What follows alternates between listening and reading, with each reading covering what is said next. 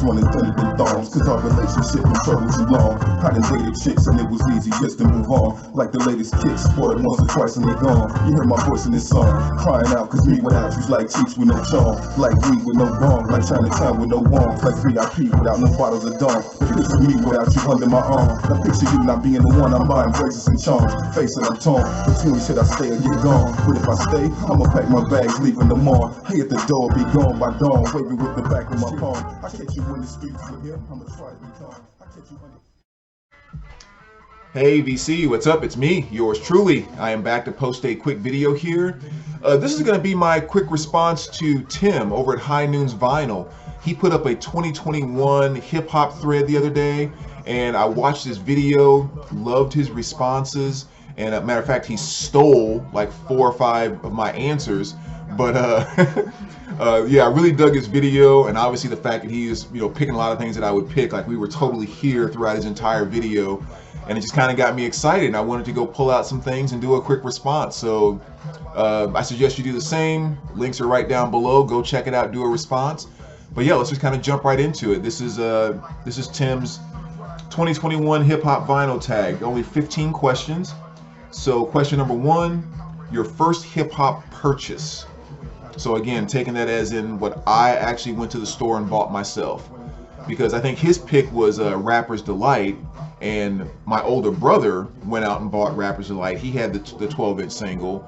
After that, my cousin Theron was the one who, he went out and bought Planet Rock by Africa Bambaataa, which completely blew my mind. And I had a bunch of dub tapes of UTFO and Joeski Love and all that I was really into. But the first thing I went to the store and bought was this right here, which was LL Cool J's Bad. Still to this day, my favorite LL album. Love it to death. And still to this day, in my opinion, LL's peak in his career. He started out with, stuff like Radio and Rock the Bells, and, and all that stuff was just straightforward, just hip-hop rap 101. Electronic drum beat and him rapping hard on top of it. No samples and all this stuff kind of thrown in there, straight rap. Here, he started to incorporate some other musical elements into that. But then from this point on, he started kind of getting into, especially later, he started getting into more of kind of dancey, musical, which is great stuff. I mean, it's what he did, and he did well. But this to me is just like when he was at the peak of his game right there. So songs like I'm Bad, still probably my favorite LL track ever. Definitely one of my favorite hip hop videos ever. And you want to get an idea about that raw nature I was talking about, just if you haven't seen it before for some reason, go check out that video. 357, Break It On Down, Go Cut Creator Go, I Need Love, just a lot of great tracks off of this album. So what I like to label is one of those power rap albums, if you will. So good stuff there. Question number 2, an 80s hip hop album. Not necessarily your favorite or anything, but just a 80s hip hop album. So I tried to pick something I don't think I've shown before, but Raheem the Vigilante. This is from 1988. This is one of those albums that, or artists I should say, he was never like huge, but he was definitely kind of on the scene when hip hop was starting to make its mainstream push. Like when Yo MTV Raps and all that was kind of starting to come to the forefront. Matter of fact, he had a song off of this album called Dance Floor, which was kind of on regular rotation on Yo MTV Raps. And it's just one of those albums and artists that kind of reminds me of, those days back in high school. So yeah, so that's a great representation for some 80s hip hop. Question number 3, a 90s hip hop album. So kind of the same thing. Not necessarily your favorite, but I think E40 is a great representation of 90s hip hop. This E40 in a Major Way from 1995. One of a couple of his really great albums, in my opinion. One thing about E40 that I really loved is that he had a very unique delivery style, right? He could come out with a new album and maybe you didn't know about it, and a friend could just throw that tape in, and as soon as you heard him start to spit, you knew like that's E40. And the thing that made him so unique is he could rap so fast. He could put so many words, I guess, within a bar. I don't know how you want to put that. But not only was he so fast, but he pronunciated every single word whenever he was rapping. So he never cut off the beginning or the end of the word trying to get to the next word because he's rapping so fast. And it's really interesting too, because you really start to notice it. I mean, you can listen to it and hear how fast he's going, but then when you actually learn the lyrics to his songs and you try to sing along or rap along with it, you get tongue-tied all the time, tongue-twisted all the time, just because you can't get your lips to move fast enough to get to the next enunciation. But it's kind of like he was the king at that. He was so good at that. So great songs off of here. The Bumble was a great song. One Love, FedEx, definitely awesome tracks. Dusted and Disgusted, probably my favorite track off of here. You know, it also features Tupac, Mac Mall, Spice One on that track. So you know that's kind of a nice track. But yeah, E40 in a Major Way is definitely a great album. And number 4, 2020 or 2000 or later album. So to represent that, I decided to go with Them Franchise Boys, On Top of Our Game. Great album from 2006. Their 2 biggest tracks off of there, which is kind of right there on the hype sticker. I Think They Like Me and, Lean With It, Rock With It. Definitely a great track there. Went and saw them in concert once too, and it's kind of annoying because they showed up like an hour and a half late, and what's his name was the only one that showed up too, so it was kind of like, that's a bit of a bummer. But I was actually there to see other groups anyway, so you know, it didn't quite ruin my night or anything, but still kind of sucked. But that's Them Franchise Boys. Excuse me. Number 5, a label you associate with hip hop. Now you have your mainstays like your Def Jam, your Bad Boy, your Death Row, and all those that are, you know, really associated with rap and hip hop. But for me, I'm actually going to go with, if I can pull this out here, Profile as a label I associate with hip hop. And it's probably mainly because when it comes to my true love of hip hop, you catch me right around 1985 to about 1989, 1990. Like those 5 or 6 years right up through there are just all things that are fantastic about hip hop to me. And so when I'm pulling out a lot of those albums from that time frame, which I'm probably spending the most, that Profile label just pops up all the time. So I think that's why I associate that label with hip hop so much. And this is a prime example. Dana Dane with Fame from 1987. Just fantastic album. Excuse me. All right, so question number 6. A hip hop single, 7-inch, 12-inch, CD, Maxi Single, or anything like that. That was actually somewhat of a difficult pick, but I just have to honorably mention Diddy by the Paperboy. It was hard not to pull that one. Peace Treaty by Cam. It was very hard not to pull that one. But ultimately, as good as both of those songs are, none of them can take down Call Me D-Nice by D-Nice. This is without question one of my top 20 hip-hop songs of all time. It's just, and when you listen to it, especially if you're not familiar with it and you just go put it on right now, it's not going to be because you're going to turn it on and say, oh wow, he's such a great lyricist and he delivers in such a just amazing way and he's so unique. It's just his delivery with that beat, with what was going on in hip-hop at the time. It's just the perfect hip-hop song that makes you want to get up and dance, and it just feels good every time it comes on. Such a tight track, man, I'm telling you. So there was no way I could pass up on using this as my 12-inch single. I really want the studio album, but I've never had a chance to get my hands on a copy of it, so but at least the 12-inch will hold me off for now. But that's a great track.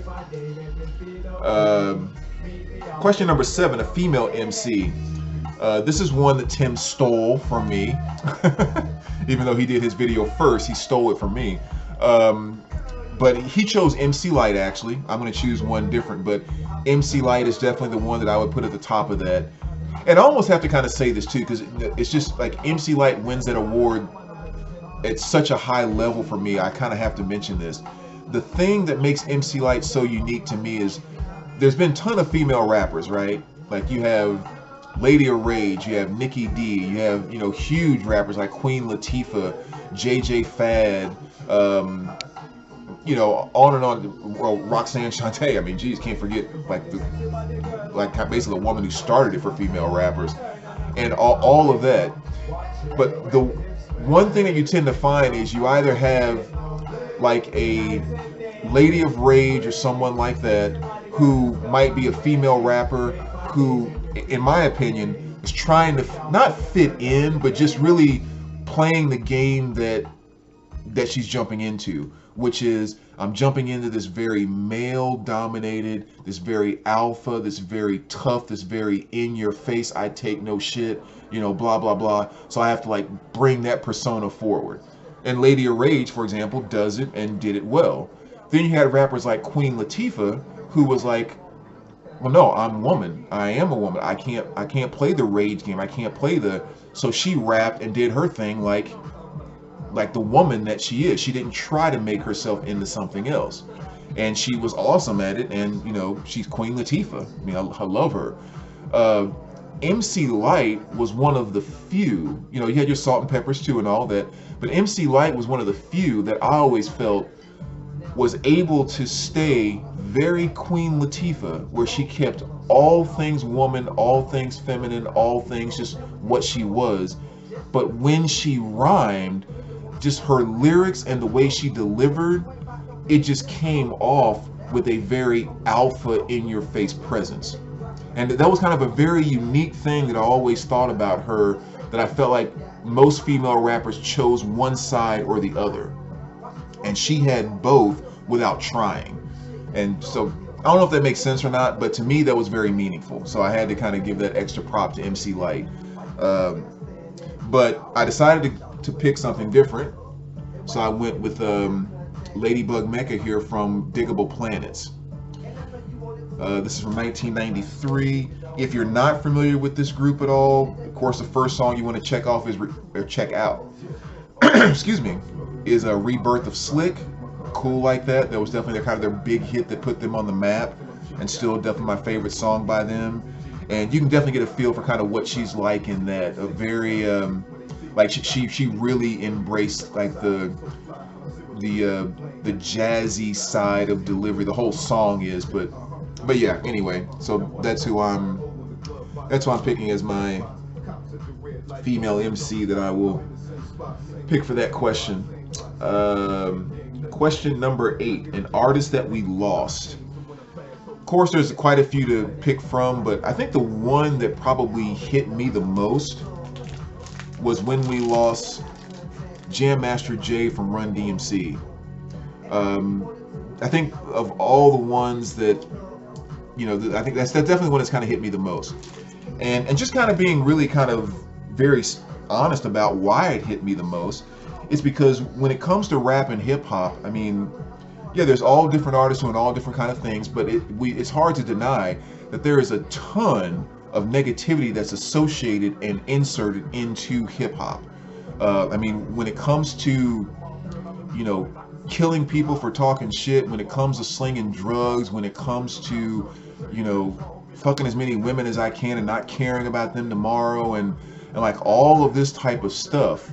I mean, we can't deny one of the strongest associations in any genre of music is within hip hop.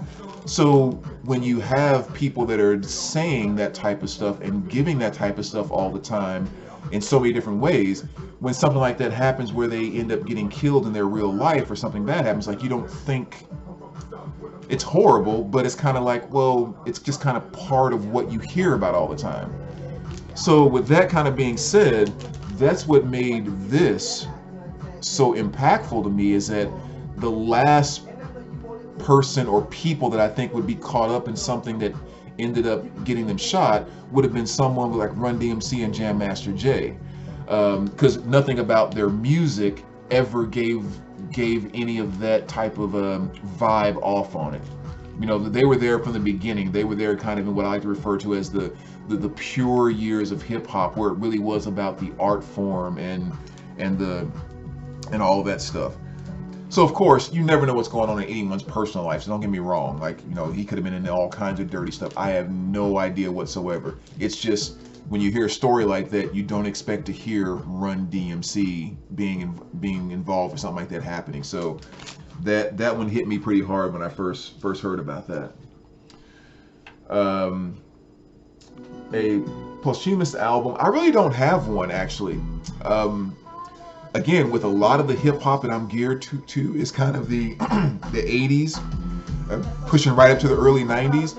So there's not a lot of artists really in there that didn't put out a lot of stuff or had a lot of stuff that was still in the vaults that came out later. They're just, so I really don't have any albums that I could show with that. Number 10, your favorite producer. That was a very interesting one too. And I decided actually to go with, again, with all the ones that are out there, and we know all the big names, I decided to go with Rick Rubin on that one.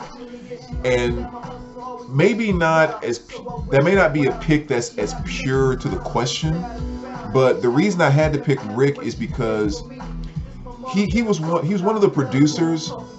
Let's put it this way: when you go back and look at his credits and all of that, right? You know, he produced stuff for Run DMC, Jazzy J, Sir Mix-a-Lot, LL Cool J. I mean, it's like on and on and on and on. Public Enemy, all of that stuff. So, I mean, he worked with some of the big artists, especially during the time frame that I love so much. But I think one of the reasons why Rick is one of my favorite, this is also the same guy that produced a number of Slayer albums. You know, Rain and Blood, for example, Rick Rubin, Tom Petty, Danzig, Red Hot Chili Peppers.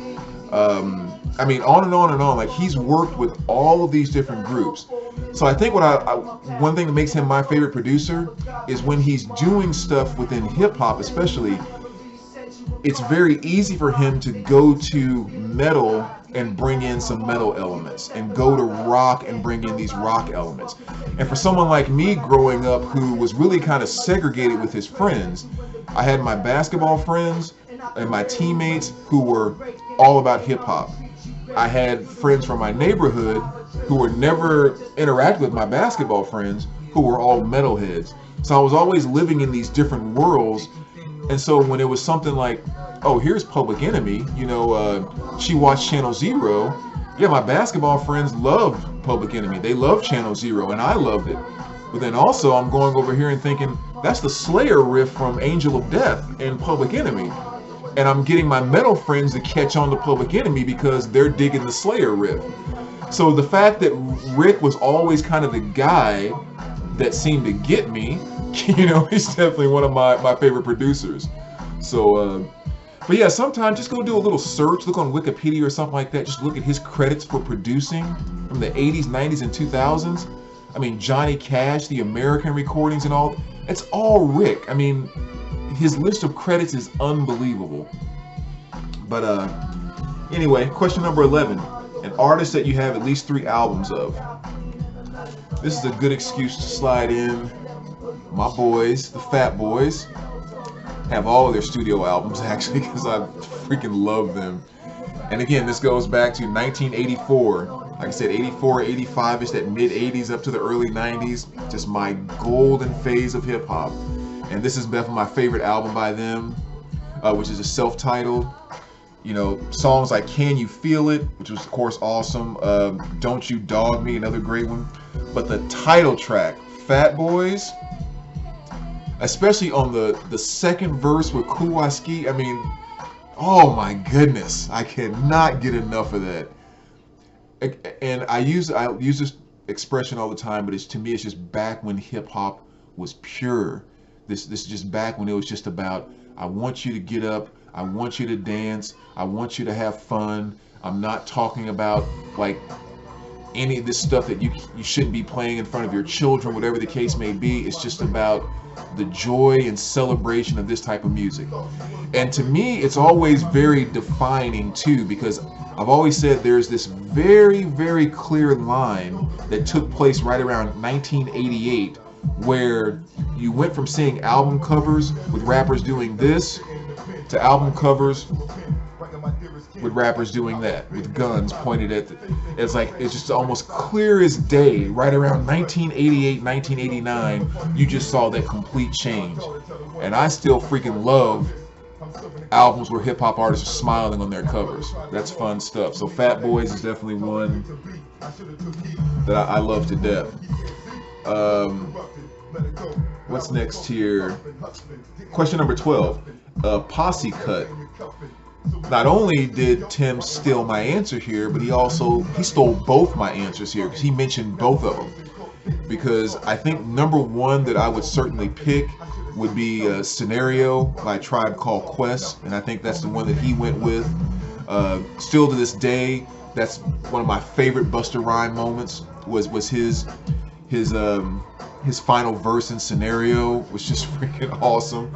And then he also mentioned the Symphony by the Juice Crew. I mean, oh, my Big Daddy Kane. And I mean, I literally was watching that video just a couple of days ago, which just makes it so funny. But so he picked both of those, and those are the two best that I can think of. So to try to pick something different, this is probably more of a collaboration than Posse Cut. And I went with Self-Destruction, Stop the Violence, or the Stop the Violence movement. And again, definitely more of a collaboration. I guess I could have pulled some Wu-Tang Clan, but I still consider Wu-Tang kind of one group. So, but yeah, Stop the Violence movement, Self-Destruction. This was kind of a collaboration that was done back in '89, and it was just where a bunch of artists got together and they were just like, you know, hey, all the crap that we're seeing in with the hip hop and the violence and like a lot of stuff I was talking about before, they were just like, come on, cut the shit. You know, like get what the heck's going on? Cut this crap out. So they got together and did this song. There was a video for it. But yeah, I mean, it was like the big names in hip hop at the time. You know, Kool Moe Dee, Dougie Fresh, Daddy O, like from Stetson Sonic, KRS-One, Chuck D from Public Enemy, Heavy D, Fruit Quam, Wise, MC Light, that I was just talking about a moment ago, D Nice, I was just talking about a moment ago, MC Melody, MC Delight, Flavor Flav, Just Ice. I mean, there were some big names. But if you're not familiar with that, check out the video, because there was a pretty cool video for it. So I'll use that as my Posse Cut again, even though it's not precisely that. A song everyone knows. Again, Tim stole "Jump Around" from me by House of Pain, which definitely is one of the, I think probably one of the most well-known. Matter of fact, one of the coolest things, if you haven't seen it before, maybe you're not a football fan, but Wisconsin, the University of Wisconsin, their football games, it's almost kind of like a tradition type of thing at halftime where they play Jump Around. Is it halftime or the beginning of the game? Either one, but there's a ton of videos here on YouTube to check out, and it's absolutely insane because they'll be doing games on the boards or something like that, and then all of a sudden, those horns kick in for Jump Around, and the crowd loses its mind, and all of a sudden it's just one gigantic sea of 50,000 people just jumping around, and it's like the coolest thing in the world. And the thing that makes it so awesome is it'll be at Wisconsin, but it's not only the Wisconsin fans, it's the visiting team's fan, it's the visiting football team. Like, everybody is just like getting into it. It's freaking awesome. But that's not my pick, so I'll stop talking about it. I decided to go with Couldn't You Jump Around. Come on, does anybody honestly not know Can't Touch This? I mean, I would definitely say that's one of the most well-known songs. Even if you know it so well because you despise it and hate it, or because you like it, I think everyone knows Can't Touch This. So, little MC Hammer there.